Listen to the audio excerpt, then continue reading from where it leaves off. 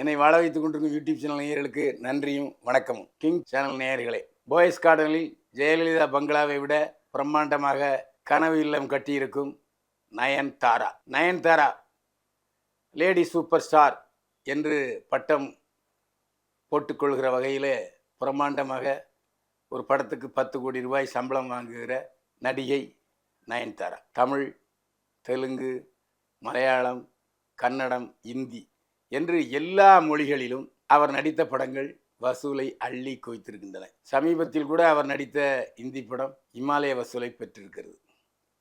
அது மட்டுமல்லாமல் கேஆர் விஜயாவுக்கு அடுத்தபடி கதாநாயகிக்கு முக்கியத்துவம் தருகிற படங்களில் நடித்து புகழ்பெற்றவர் நயன்தாரா. யார் இந்த நயன்தாரா?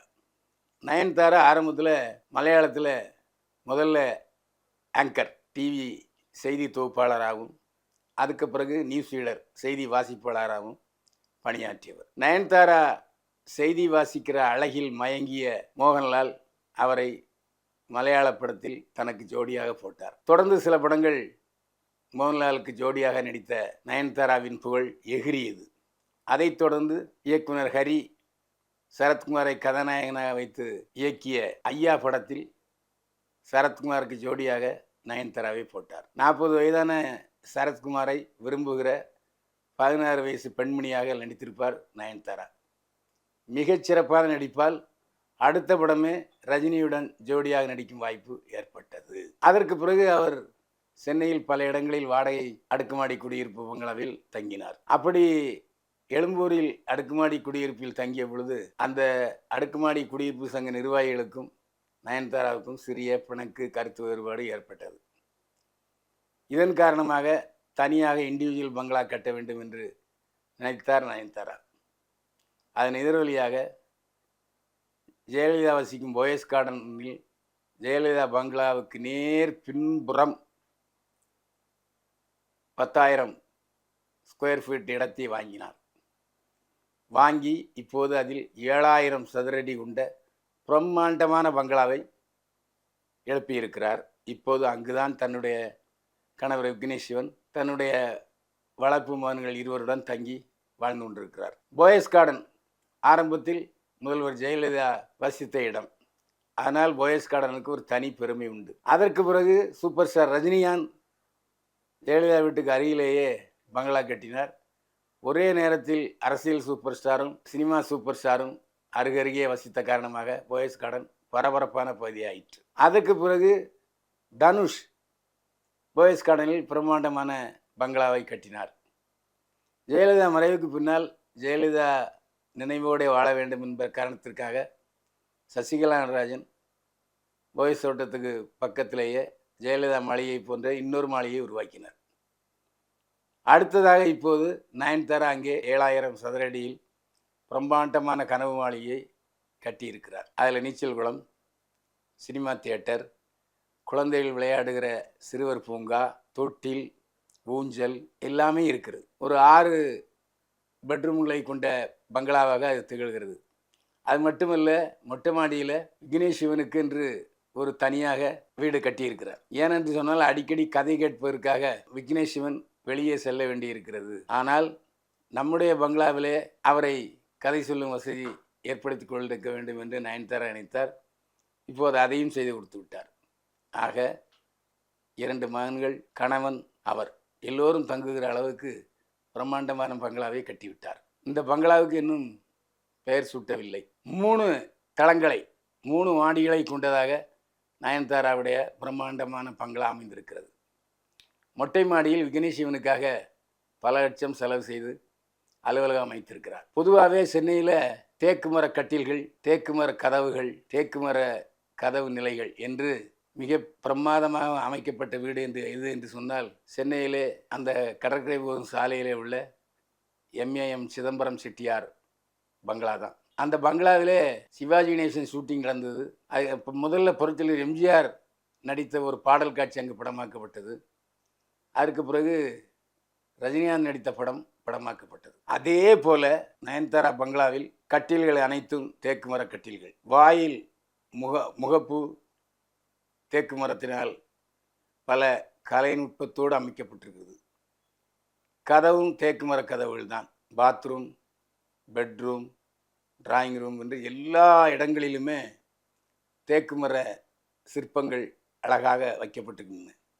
புராதன பொருட்கள், நயன்தாரா வெளிநாடுகளிலிருந்து கொண்டு வந்த பொருட்கள், மற்றபடி இந்தியா முழுமைக்கும் படப்பிடிப்பு சென்றபோது அங்கு வாங்கி வந்த பொருட்கள் அனைத்தையும் தன்னுடைய பங்களாவிலே அழகழகாக அமைத்து வைத்திருக்கிறார் நயன்தாரா. இந்த பங்களாவிலே அருங்காட்சியகம் கூட இருக்கிறது. பங்களாவின் எல்லா பகுதியிலும் சூரிய ஒளி புகுந்துகிற அளவுக்கு பங்களா நிர்மாணிக்கப்பட்டிருக்கிறது. இதில் பழைய கால அருந்தாளிகள் கூட வீட்டுக்குள் இருக்கிறது. முதல் தளத்தில் கணவருடன் வசிக்கிறார் நயன்தாரா. இரண்டாவது தளம் முழுக்க முழுக்க தன்னுடைய 2 வளர்ப்பு மகன்களுக்கும் விளையாட்டு பொருட்கள், படிப்பு அறைகள், டியூஷன் அறைகள், தூங்கும் அறைகள் என்று பல்வேறு விதமாக அறைகளை அழகாக வர்ணித்து கட்டியிருக்கிறார் நயன்தாரா. இரண்டாவது தளத்தில் பாதி ஸ்டூடியோவும் நிர்மாணித்திருக்கிறார் நயன்தாரா.